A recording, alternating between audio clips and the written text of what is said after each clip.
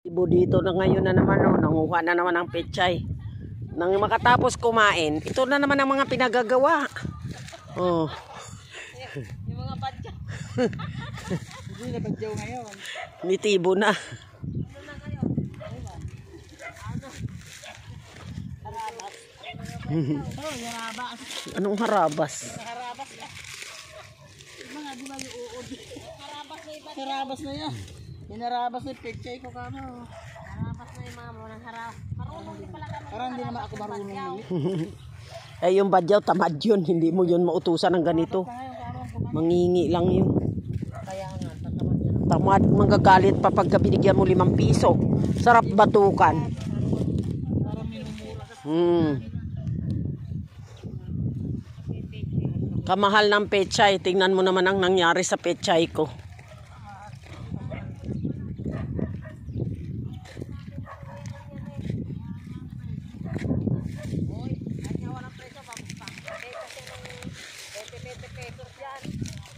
Oo ah.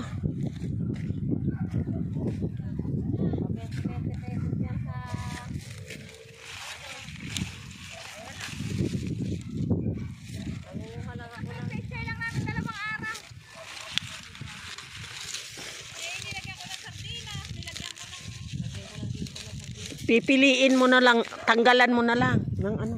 Kaya nga.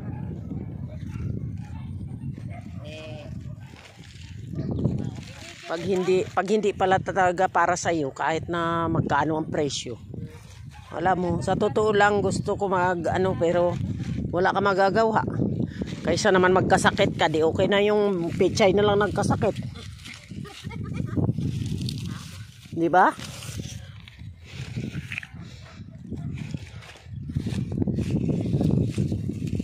Pechay na lang. Ayun namang nasa dulo na yun. Huwag mo nang puntahan, baka may mga regla kayo. Ito, re-reglahin pa naman si ano na nere. Karadong puki na yan. Ano ba yan? Natuso.